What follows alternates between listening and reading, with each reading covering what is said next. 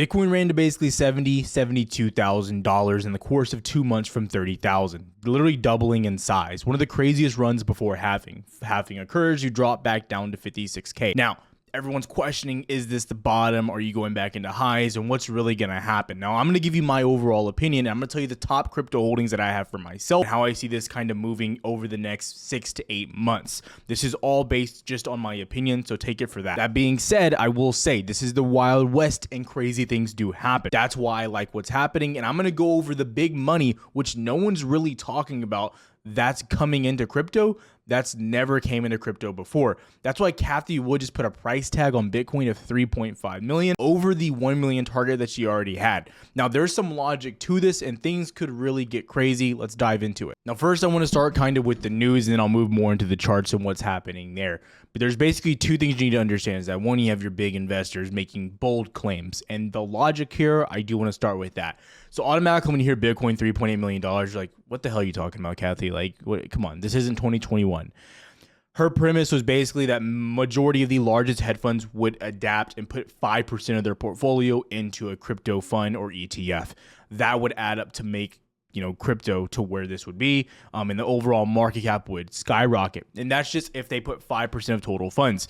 And so when you think about it from that viewpoint, it kind of makes some sense. But you need to understand as well, crypto is considered really high risk right now. So dumping 5% of your portfolio, even though it doesn't seem like a lot, but if you have, multi-billion dollar, funds, it's a lot of money. So that's where Cathie was coming from. And she's obviously not looking for, and she may be looking like the next 5 years, but like for this to happen, it would take a few years. Like, so understand that. But that path does logically make sense if Bitcoin really does become a standard. We saw the Bitcoin ETF and we saw the Ethereum ETF that might be coming out even sooner than we think. Now that goes into step number 2. What's happening with that Bitcoin ETF? Because I feel like we've heard about the ETF, but since that's happened, no one's really said anything like, oh, it's cool, we ran, that's it. But this is April 5th. I understand this.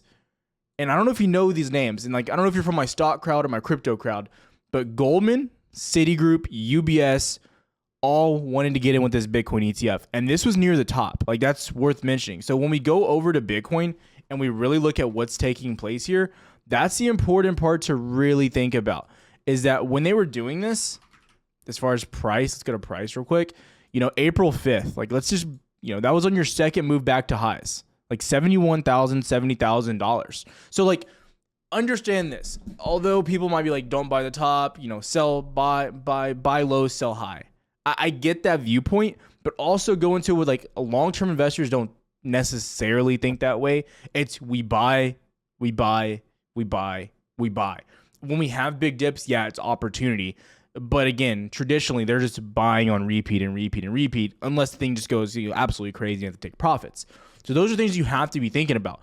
And so this isn't like your, Terry and Jerry, in their basements in Nebraska. These are your biggest funds out there right now. So definitely worth mentioning and worth looking at. You see a lot of the news about, money being taken out of crypto and this and that. But what about all the money that's been put into it? Why are we not talking about that? Why do we only talk about one side of the agenda? We get mad about news stations for covering one side of the agenda, but why don't we cover and look for both sides of the agenda, what's happening there? So before we jump to a conclusion and go that, Bitcoin's just selling and selling and selling, I'm like, what are we talking about? All right. And then the next part up to is crypto's halving. And I think this is the number one chart that people should look at. I really do believe so. In my opinion, when we look at when Bitcoin's halved, we look at what's happened overall. I don't know what else to say. You halve, you dip, and then you rip. It's happened time and time again. The one thing that I will say that's different about this time, and this was the first time you've made a new all-time high prior to halving. So that was kind of crazy. However, this is also the first time you had an ETF. This is also the first time that you've had, outside or I guess investor money, big investor money come into crypto as well as an asset. So those are definitely things you have to be looking at.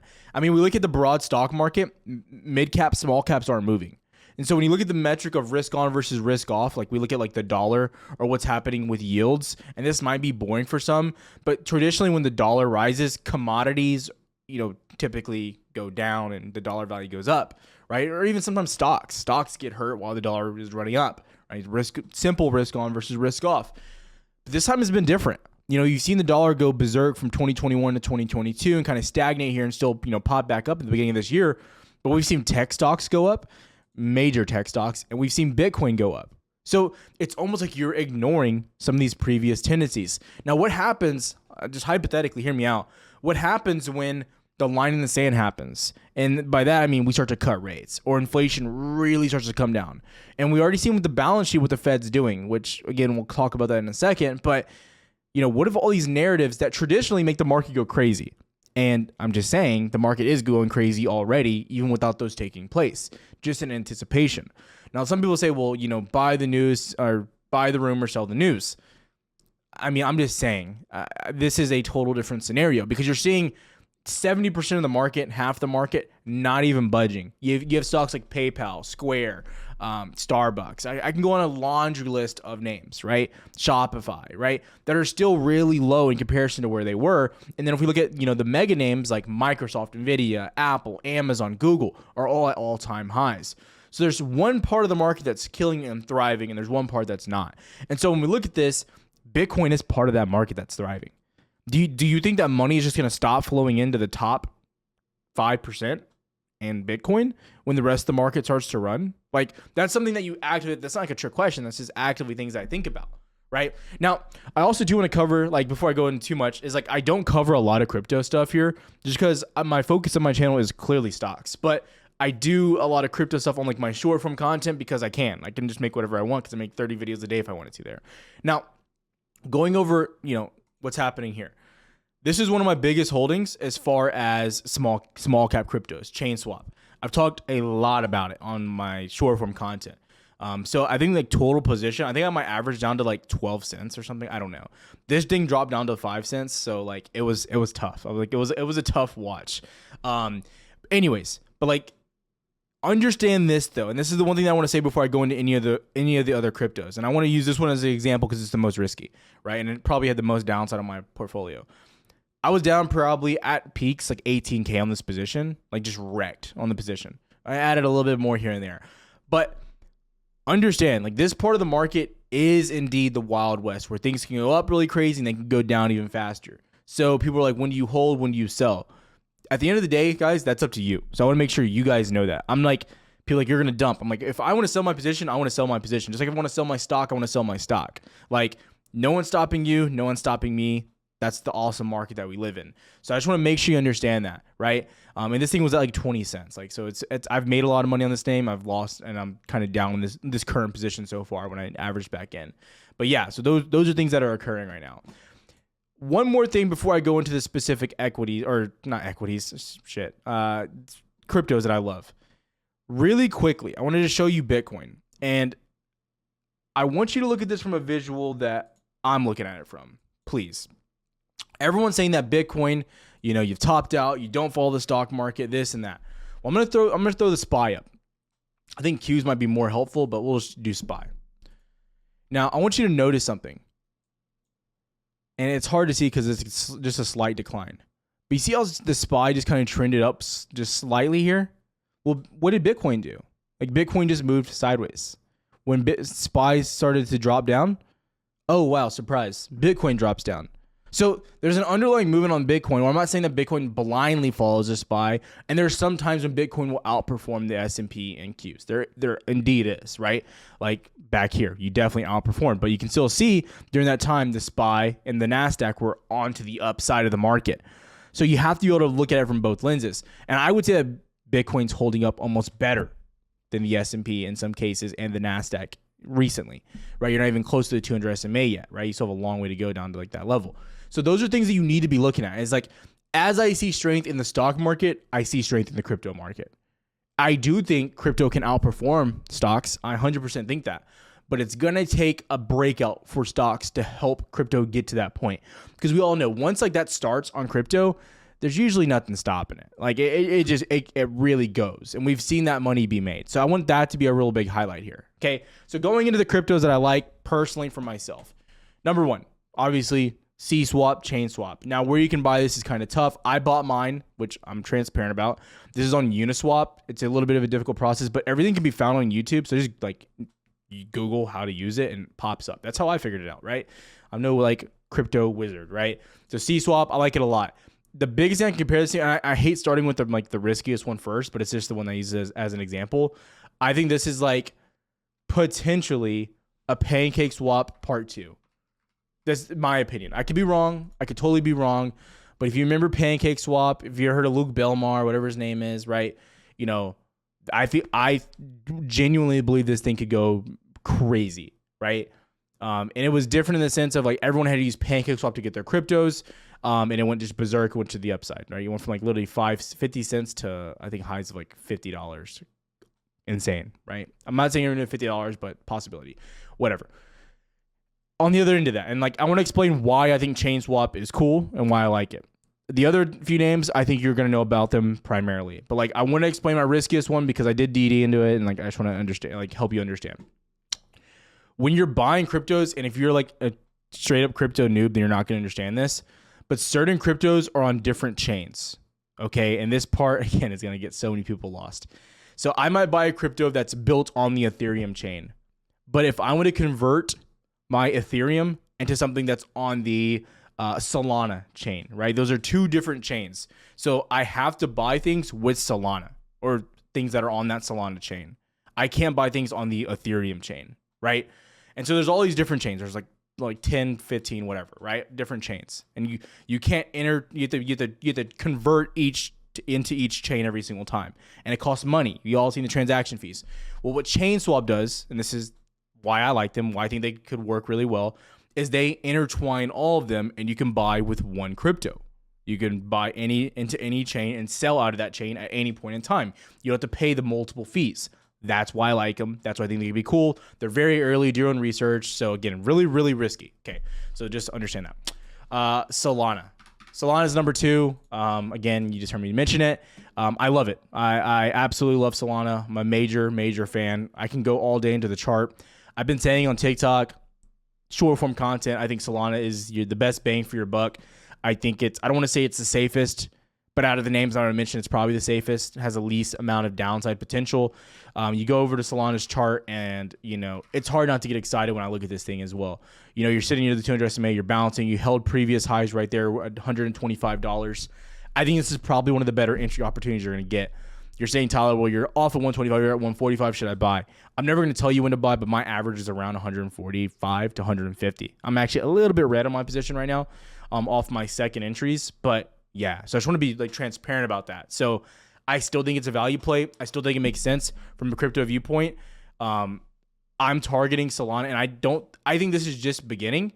I think you're breaking all-time highs. Like, bold prediction, I get it, but that's my viewpoint and how I'm trading this and how I'm looking at this. Do what you got to do. And I know you're going to say, Tyler, well, what about the negative news out there? There's negative news on everything. Like, there was negative news on Ethereum. There's negative news on Bitcoin at one point in time. Do your research, do what you got to do, right? Next up, AVAX. AVAX, really simply put, again, this thing was like at $32 at 2-3 days ago. Dude, congratulations if you got some. I'm not going to lie. But AVAX, when I think, and you hear about, crypto gaming, this and that, if you're thinking about crypto gaming, I don't know how you don't think about AVAX. It's the number 1 on the leaderboard. Some people are like, this is old news, is this, is that. Look, if you want to go for the cheap cryptos, like CSwap, right? It's a cheap crypto. You have to do extensive research, and you got to be sure. Like, you have to be, in my opinion, you got to be sure.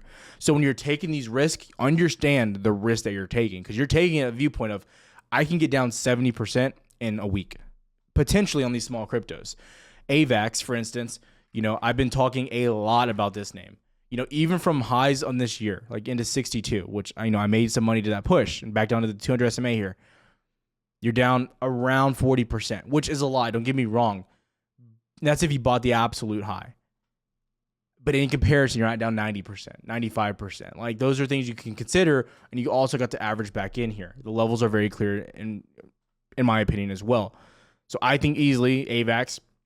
Again, when I say all these names, these are all names I think are going back to all-time highs or getting close to that realm, right? So again, AVAX, Solana are my safer names. I love what they're doing. Massive, massive, massive potential, right? Those are my top 3 easily. But it goes Solana safest, AVAX middle, CSwap the last one. I'm going to tell you right now, CSwap is risky. I just really like the project and saw the opportunity. From that point, there's a few runners up that I'm liking as well. ICP, Internet Computer. All things considered, you're holding up amazing. You really are.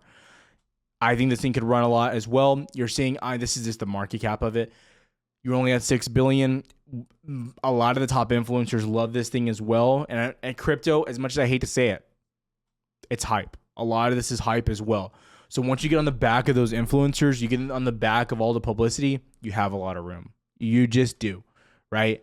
So again, study the projects. I'm not as heavy into ICP as I'm in AVAX, Solana, and Chainswap. I'm going to tell you right now.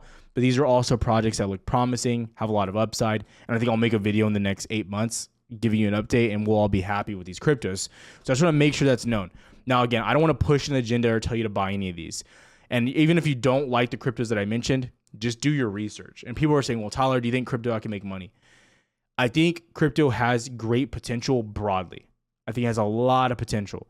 But it's not the same thing as the stock market. Whereas if I go into the stock market and I want to buy, for instance, Apple on this nice dip that you had, right? The nice dip down to 165, whatever. When I buy Apple, I know that I know if I hold Apple for 3 years, I know that I'm going to be happy. Like, I know I could buy Apple, stick it in an account, and I could not think about it. I could stop thinking totally about it. I know if I go buy, AMD, for instance. Yeah, it's kind of volatile back and forth here, but I know if I buy it, I don't have to think about it. Like Microsoft, I don't have to think about those stocks, right? That's the luxury of stocks. You're not going to maybe make 100% in 2 months. However, you don't have damn near the amount of stress. So those are the differences here. I think crypto has potential. If you're going into it with this, like, I'm going to get rich quick, I'm going to risk it all on one crypto, I'm going to win. That's a dangerous mentality as well. But this is just how I'm looking at it, how I'm trading it. Hopefully this gives you some insight. Hopefully, if you have questions, you can comment down below. I'll have some more updates like this on crypto on this account specifically. But again, I'll see you next time. Have a good one, traders.